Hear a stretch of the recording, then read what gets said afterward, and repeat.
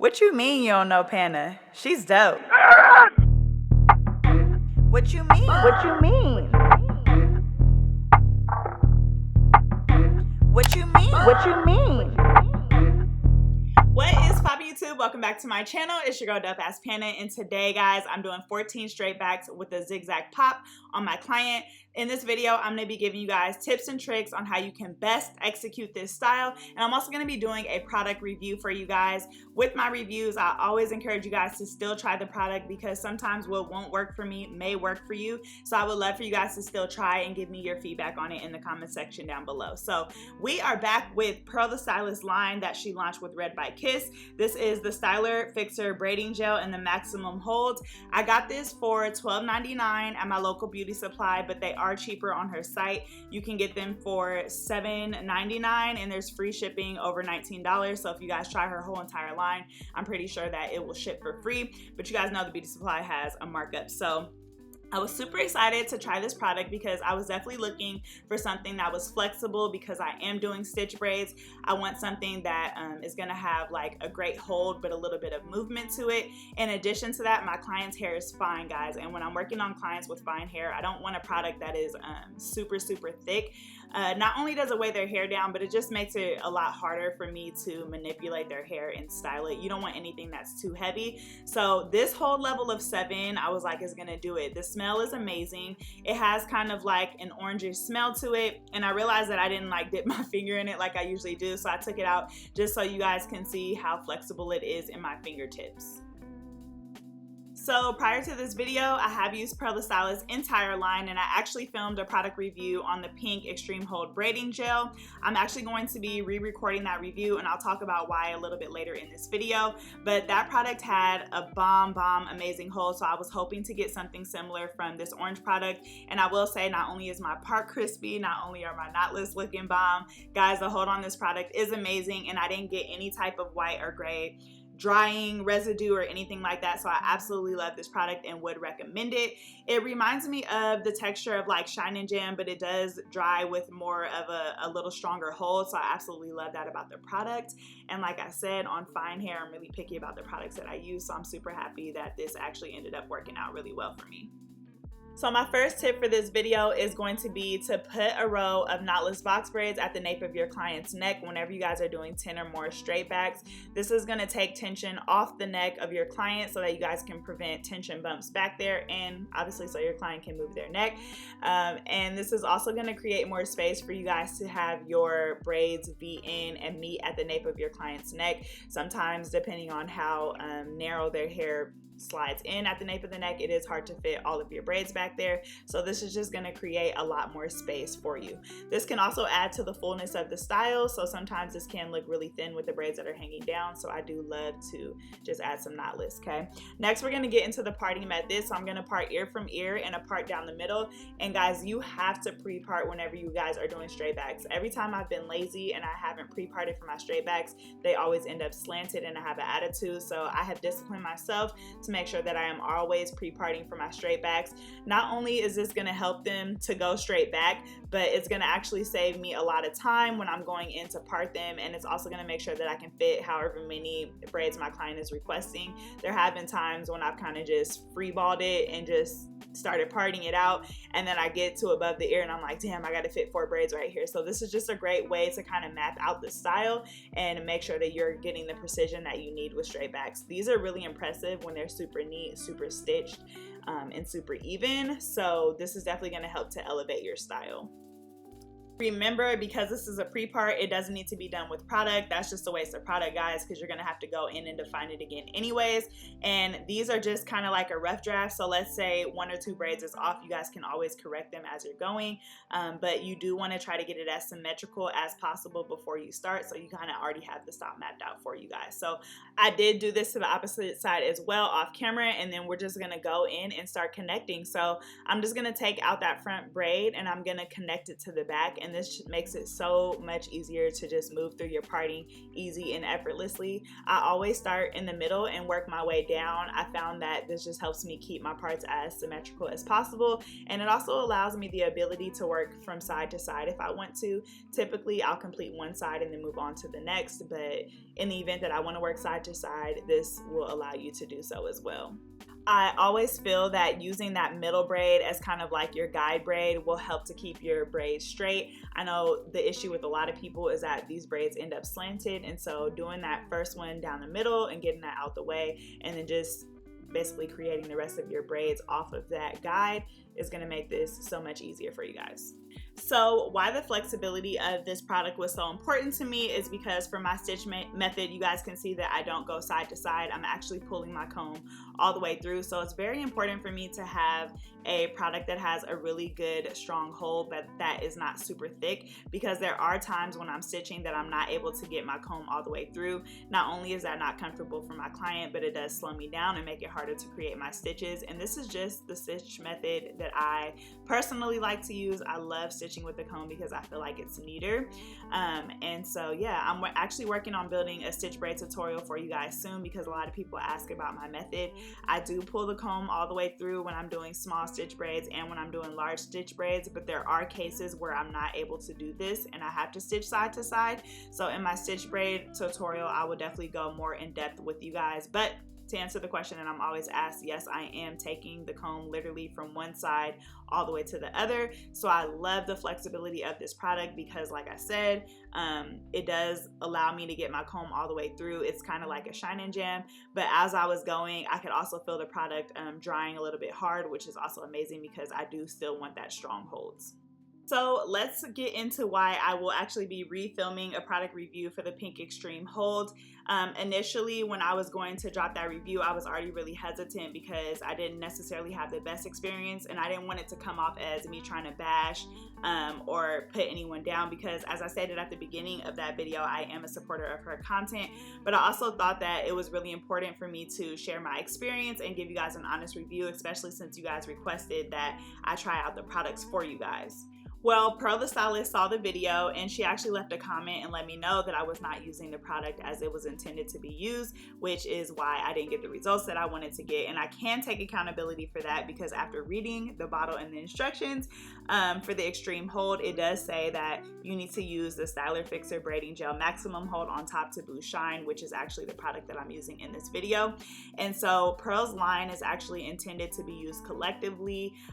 So if you're going to be using the pink, you need to use the orange on top of it. And since following her and seeing her content and seeing her constantly demonstrate the product, I can now see that she's doing that. My confusion was that I had seen her on live demonstrating the product on herself, and she said that the pink container is intended to be used more of like an edge control. So she was saying, like, you know, people are putting it all over the head, but it's not really meant to be used in that type of way. And that was a little confusing for me because it does say braiding gel, so I felt like I used it as a braiding gel would be used, right? So it's really only supposed to be used when you need kind of like an extra hold, and you do need to put the orange container on top of it so that you don't get that white cast or like a gray drying look. And so I do want to go back and I do want to use the product as it's intended to be used, because I feel like if I'm going to give a review, I want it to be an honest and fair review. So since making that video, I'm not sure if Pearl deleted the comment or how the comment got deleted, but I do want to take accountability and say that it wasn't used correctly. So I do want to go back and refilm that tutorial for you guys. I'm not gonna cap y'all, whenever I see a braiding gel, I literally never read the instructions because I've never personally used two products in combination like that when it comes to braiding gel. So it was definitely an honest mistake, but I do want to go back and refilm that tutorial for her. So I'm done with this side, and you guys can see I put a little zigzag pop in there, and I'm going to show you guys how I create that on this opposite side too. I'm just going to be doing the same thing starting from the middle, and I'm going to be working my way down. Now, for those of you guys who are interested in making the zigzag part, here is my tip for you guys. You want to make sure that you do not lift your comb for as long as possible, and that's how you get a really nice and consistent zigzag. Notice that I started with a straight part, and then I'm gonna take my comb and I'm gonna go up and down across that straight part to get a zigzag, and that's how you'll make sure that it is symmetrical, because if you don't do that, then your part will not be straight. Next, I'm gonna go in and I'm gonna define the points of my zigzag, and that's just gonna help to clean my zigzag part up. Even though I've created the foundation, I'm just gonna go in and sharpen it up. And then as always, I'm making sure that I take out any baby hairs that my clients want. Now, y'all, I wore my hair natural this day, and it's in the middle of the way as I'm recreating the zigzag part, so I'm gonna skip this one, and I am gonna show it to you guys in a later clip. As always, guys, everything that I'm using will be listed in the description section. I have my Amazon storefront where I have some of my favorite products that I love to use to braid, including my combs. A lot of the times you guys ask about my combs. They are different colors, but they are the same exact comb, guys. I try to use the blue comb, but y'all done bought all the blue combs out at Sally's, so I might have to drop my own comb for my line.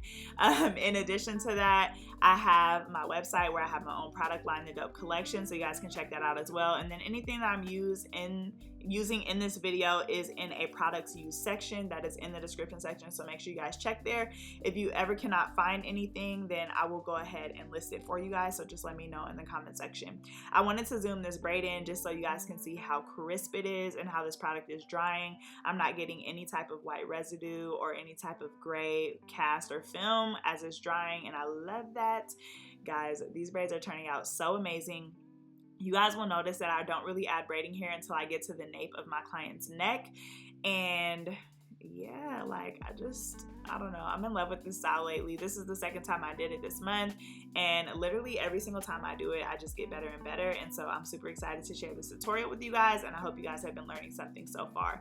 So here I am creating the zigzag part again. Remember, you're gonna start with the straight part, and you're gonna take your comb and you're gonna make triangle up and down motions for as long as you guys can, and then it should create the perfect zigzag. And then I'm going straight down in the back just to make sure that my braids are touching at the nape of the neck. This makes it easier. You can take the zigzag all the way down, but honestly at the nape of the neck you can't really see it, so it is slightly pointless. And then you guys can see me here using the product and actually defining the part without my big beautiful hair in the way. I know a burning question is going to be, how do I get my braids to touch at the nape of the neck? If you are using this parting pattern, you should not need to slant your braids in. You just want to make sure that your part is even from the top all the way to the nape of the neck, and all of your braids should fit perfectly. If you do not put a row of knotless box braids at the nape of the neck, then you will slightly have to slant, like V-slant your braids in so that they meet at the nape of the neck. And that's just to follow any client's natural hairline. Our hair naturally, like, you know, V shapes in at the nape of our neck. If you guys need a separate tutorial on that, I can give it to you guys, but like I said, with this parting pattern, you should be able to go straight up and down, and it should fit perfectly without having to slant your braids in. That's one thing that I really love about putting knotless at the nape of the client's neck, because like I said, it allows you more space to get all of those braids to fit in. Now, my last tip for you guys is to not get discouraged, and I know you're like, Pana, that's so cheesy, but I just want to say that it took me so long to perfect this style. It took me so long to perfect stitch braids in general. Products do make a difference. The tools that you're using do make a difference, but honestly, sometimes it just takes good old practice. I remember crying because I couldn't do a stitch braid, and literally my husband was like, why are you crying? And I'm like, I'm just so frustrated because I've tried everything.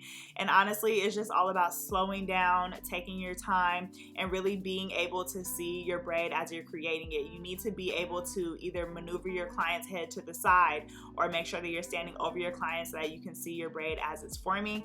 Whatever stitch braid you're using, whatever stitch braid method, that you're using, whether you're stitching fully through with a comb or you're stitching side to side, make sure you stick to your method and perfect it. The more you guys change what you're doing, the harder it is going to be for you to perfect the style. And so I always try to preach to you guys consistency. Consistency is going to help you build quality, and it's going to help you build speed. So whatever method you choose to do, make sure you guys stick to it and just keep practicing, and I promise guys, it will come to you and it will be the easiest thing ever.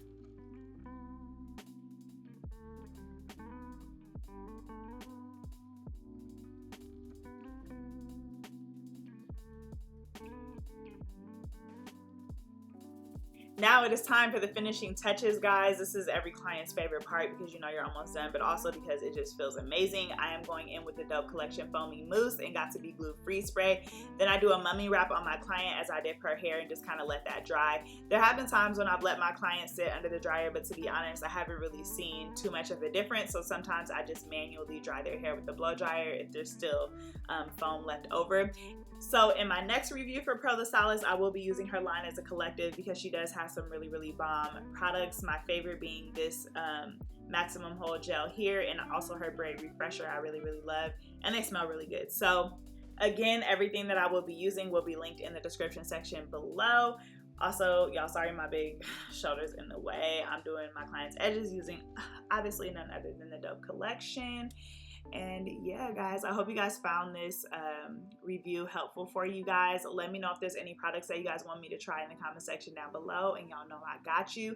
If you guys have used these products before, also let me know how they work for you. I love to hear the feedback. And again, I always encourage you guys to try products. Whether they work for me or not does not mean that they will or will not work for you. So I would love if you guys could try these products as well, and let me know what your experience was in the comment section down below. But y'all, look at these braids. I ain't gonna lie, I ate these braids up. I was super excited with the way that these turned out, and so was my client. You guys can see her beautiful smile. I hope that these tips and tricks in this video were helpful for you guys. If they were, let me know down below in the comment section right now. Don't forget to like this video before you guys leave, and as always, thank you guys so much for supporting me and for supporting my content, and I will see you guys in my next video.